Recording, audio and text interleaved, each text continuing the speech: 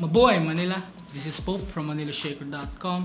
Xiaomi is known for releasing breathtaking features and specs for a cheaper price. I have here is the Redmi Note 10, Xiaomi's cheapest phone on the Redmi Note 10 series. It has Super AMOLED and Full HD Plus display at an entry-level price. So what else does this phone have than just the display? Let's find out.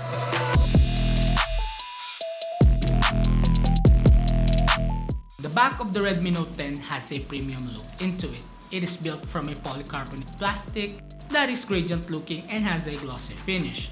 It feels solid and lightweight as well. It has a quad camera setup that kinda resembles the Mi phones.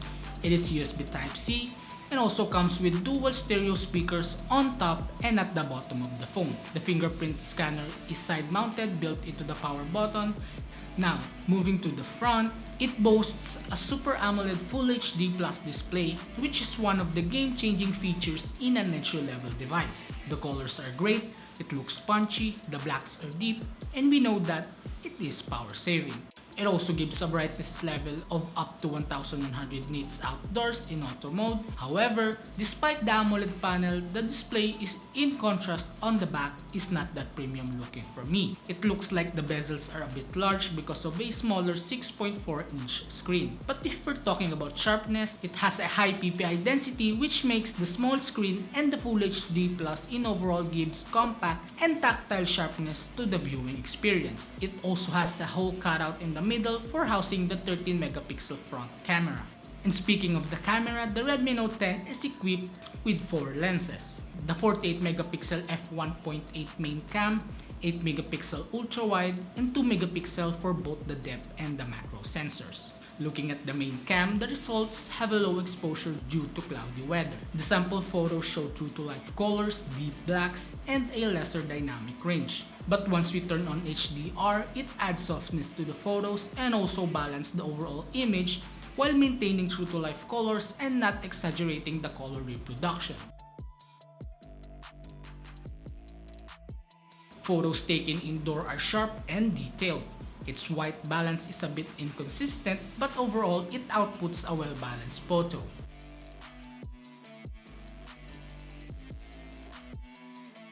Taking photos at night with night mode off shows a bit of noise and also colors looks okay. But once you turn on night mode, it lessens the exposure of the photos taken and adds a bit of boost to its colors.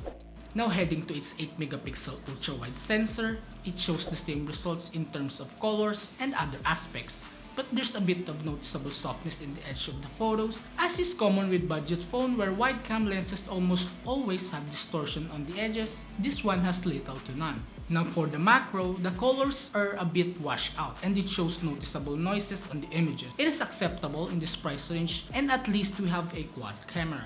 Now moving to its selfie camera, the selfie camera has a 13 megapixel main sensor. The skin colors is okay, colors are not that oversaturated, and it is well balanced. On video recording, it can record up to 4K at 30 FPS, 1080p at 60 FPS, and 1080p at 30 FPS.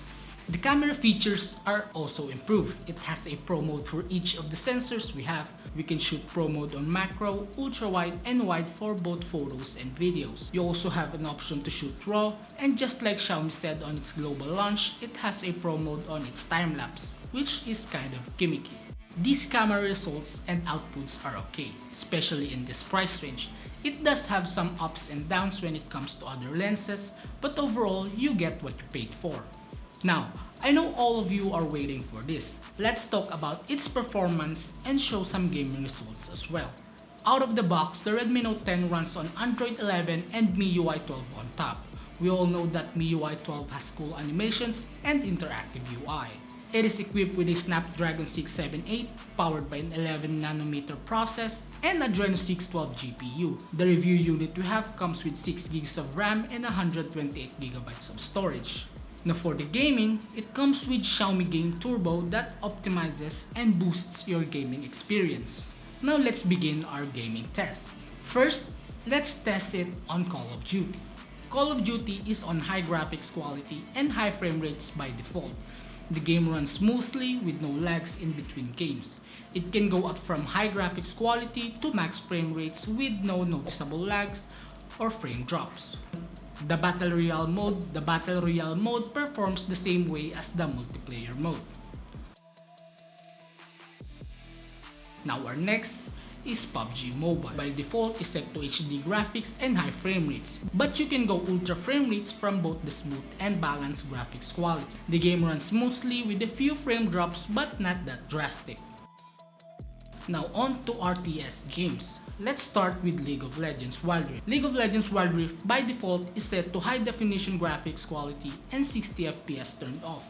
I tested it on both 60 FPS on and off, and they both perform very well. The gameplay is smooth even in clashes. I didn't encounter any lag or stuttering. Next is the all-time favorite. Mobile Legends settings by default are set to ultra-wide with HD mode on and HFR mode on as well. The game runs smooth and I didn't encounter any lag at all. Now on to MiHoYo games. Let's start off with Honkai Impact 3.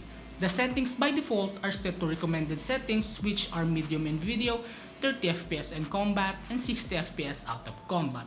But I set it to custom and replaced the 30 FPS in combat with 60 FPS. It kinda surprised me because Honkai is one of the demanding games out there. It runs very smoothly, and I can say that this chipset is well optimized. However, we can't reach the constant 60 FPS.